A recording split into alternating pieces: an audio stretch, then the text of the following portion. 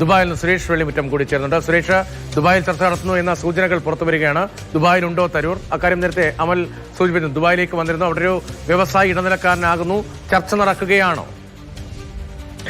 ഒരു കാര്യം നമുക്കിപ്പോൾ സ്ഥിരീകരിക്കാം. ശശി തരൂർ ദുബായിൽ എത്തിയിട്ടുണ്ട്. അല്പം മുൻപാണ് അദ്ദേഹം ദുബായ് അന്താരാഷ്ട്ര വിമാനത്താവളത്തിൽ എത്തിയത്. പക്ഷേ രാഷ്ട്രീയമായ ചർച്ചകളിലേക്കൊന്നും കടക്കാനുള്ള ഒരു സമയം ഇവിടെ ആയിട്ടില്ല. കാരണം ശശി തരൂരിന്റെ ഏറ്റവും പ്രധാനപ്പെട്ട ഒരു പരിപാടി എമിറേറ്റ്സ് സാഹിത്യോത്സവമാണ്. സാഹിത്യോത്സവത്തിൽ പങ്കെടുക്കാൻ വേണ്ടിയാണ് ശശി തരൂർ എത്തിയിട്ടുള്ളത്. അറബ് ലോകത്തു നിന്നുമുള്ള എഴുത്തുകാരും അതേപോലെ തന്നെ UAE പ്രാദേശിക സ്വാധീനമുള്ള ഷെയ്ഖുമാരും ഭരണകർത്താക്കളും ഒക്കെ പങ്കെടുക്കുന്ന ഒരു പരിപാടിയാണ് എമിറേറ്റ്സ് സാഹിത്യോത്സവം. അതിൽ പങ്കെടുക്കാൻ വേണ്ടിയാണ് ശശി തരൂർ എത്തിയിട്ടുള്ളത്. അല്പം മുൻപ് ഇവിടെ എത്തിയിട്ടുള്ള ശശി തരൂർ ഹോട്ടലിലേക്ക് പോകും. ഹോട്ടലിൽ താമസിച്ചതിന് ശേഷമാണ് ഈ സാഹിത്യോത്സവത്തിൽ പങ്കെടുക്കുക. ശശി തരൂർ അവിടെ എത്തിയതേ ഉള്ളൂ, ഹോട്ടലിലേക്കും എത്തിയിട്ടില്ലേ? ഹോട്ടലിലേക്ക് പോകുന്നതേ ഉള്ളൂ ശശി തരൂർ. പക്ഷേ ഈ ചർച്ചകളൊക്കെ ഇവിടെ നടക്കുമോ എന്നുള്ള കാര്യത്തിൽ ഒരു വ്യക്തത കുറവുണ്ട്. കാരണം ശശി തരൂരിനെ സ്വാധീനിക്കാൻ അത്രയ്ക്ക് ശക്തിയുള്ള ഇടതുപക്ഷ വ്യവസായിയായിട്ടുള്ള ഒരാൾ വേണം.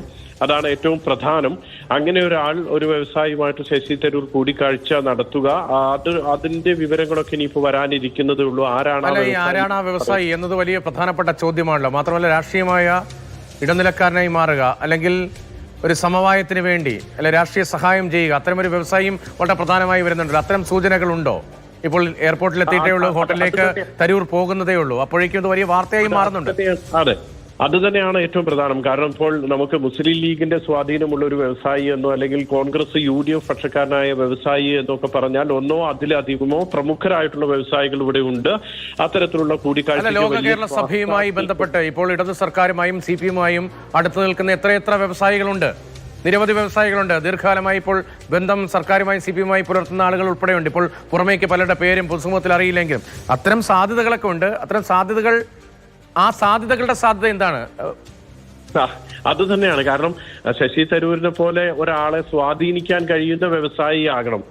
കേരള സഭയിൽ അംഗങ്ങളായിട്ടുള്ളവരോ അല്ലെങ്കിൽ മുഖ്യമന്ത്രി പിണറായി വിജയൻ ഇവിടെ സന്ദർശിച്ച സമയത്ത് UAE-യിലോ ദുബായിലോ അബുദാബിയിലോ ഒക്കെ സന്ദർശിച്ച സമയത്ത് കൂടെ നിന്നിരുന്ന, അല്ലെങ്കിൽ ആ പ്രത്യേകിച്ച് ദുബായിലെ സന്ദർശനത്തിന്റെയൊക്കെ സംഘാടക സമിതി ചെയർമാനൊക്കെ ആയിട്ടുള്ള ആളുകളും വ്യവസായികളും ഒക്കെ തന്നെയാണ്.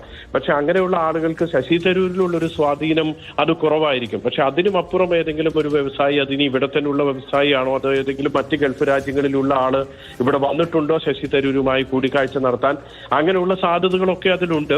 പക്ഷെ എന്തായാലും അത്തരത്തിലുള്ള ചർച്ചകൾക്കൊക്കെ ഇപ്പോൾ ഒരു ചർച്ച നടന്നിട്ടുണ്ട്. ഈ ഒരു സമയത്തിനുള്ളിൽ ഒരു ചർച്ച നടന്നിട്ടുണ്ടാകാനുള്ള സാധ്യതയില്ല. സുരേഷ് വെള്ളിമുറ്റം റിപ്പോർട്ട് ചെയ്യുന്നത് തരൂർ ദുബായിൽ എത്തിയിട്ടുണ്ട്. അത് സാഹിത്യോത്സവത്തിൽ പങ്കെടുക്കാൻ വേണ്ടിയാണ്. എയർപോർട്ടിൽ എത്തിയിട്ടേ ഉള്ളൂ, ഹോട്ടലിലേക്ക് പോകുന്നതേ ഉള്ളൂ. അപ്പോൾ ഇതിനകം ഒരു ചർച്ചയ്ക്കുള്ള സാധ്യത ഉണ്ടായിട്ടില്ല. എന്നാൽ ഇനി ഒരു ചർച്ചയ്ക്കുള്ള സാധ്യത തള്ളിക്കളയാൻ കഴിയില്ല.